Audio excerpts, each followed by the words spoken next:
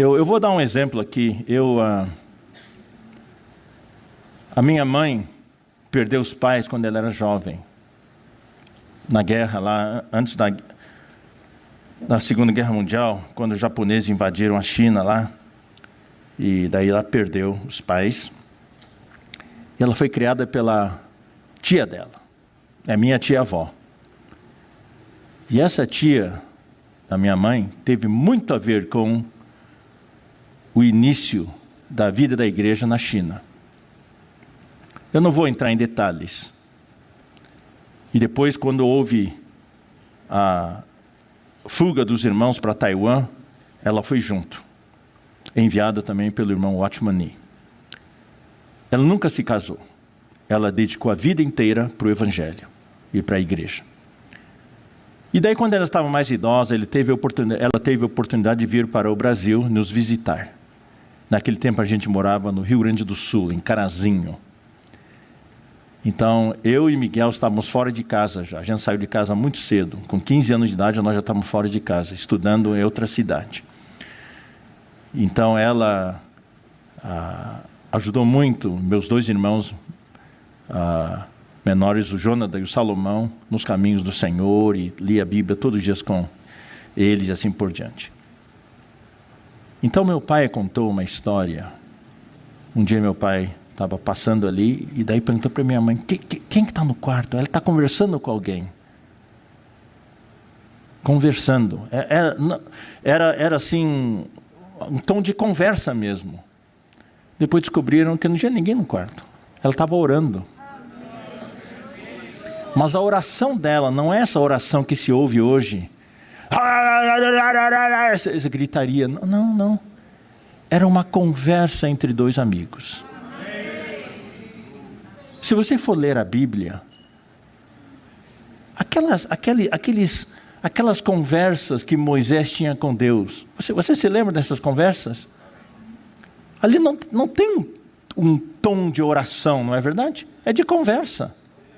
É de conversa. Eu vou mostrar para vocês hoje, nessa conversa que Moisés teve com Deus e que Elias teve com Deus, eles falaram, eu não aguento mais, me mata agora. Eles falaram, me mata. Moisés até falou, me mata numa ocasião, noutra ocasião falou, me tira do seu livro da vida. Não quero mais estar no seu livro da vida, não aguento mais. Você até pode assim, conversar com Deus, com respeito, mas desabafar. Eu sinto que na situação atual, irmão, nós precisamos ter intimidade com o Senhor. Esse é o meu encargo. Deus permitiu tudo isso acontecer, o que está acontecendo hoje, para nós termos uma experiência nova, de novas dimensões de Cristo. Talvez antes a nossa experiência com Cristo era linear, ou era só algumas dimensões. Hoje, a gente realmente se dá conta que hoje eu tenho fragilidades que eu não sabia que tinha antes. Não é verdade? Eu tenho vulnerabilidades que eu não sabia que tinha antes. Eu me sinto, ouçam bem o que estou falando, eu me sinto mais fraco que antes. Uau, então está ruim. Não, está bom, porque Paulo fala, quando eu sou fraco, então é que sou forte.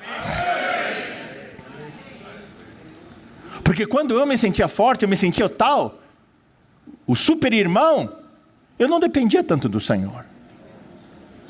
Eu dependia da minha força natural. Mas hoje, no meio de toda a situação atual, vendo o sofrimento dos irmãos, e eu mesmo passando por sofrimentos, eu vejo que não sou um super irmão. Eu não sou nada, eu sou apenas um vaso de barro. Ter conflitos, eu tenho conflitos. Ter conflitos não é pecado. Pecado é você não depender do Senhor. É você ser independente do Senhor. Dom Pedro I proclamou, as margens do Ipiranga, ouviram do Ipiranga as margens plácidas. O que ele bradou? Independência ou morte. Eu vou dizer uma coisa. Se nós formos independentes de Deus, não é independência ou morte, a independência é morte. Nós temos que proclamar dependência ou morte. Ou eu dependo de Deus totalmente, ou eu morro. O mundo hoje ensina as pessoas a serem independentes, especialmente na sociedade norte-americana, onde eu morei 10 anos. Os jovens de lá, o anelo deles é completar 18 anos para sair de casa, para serem independentes, alugar um apartamento e fazer o que querem. Ninguém manda na vida deles, cada um é dono do seu nariz. Eu não quero ser dono do meu nariz. Meu nariz é pequeno de qualquer maneira, é achatado. Fui alvo de bullying quando era criança. Eu quero depender do Senhor. Dependência ou morte.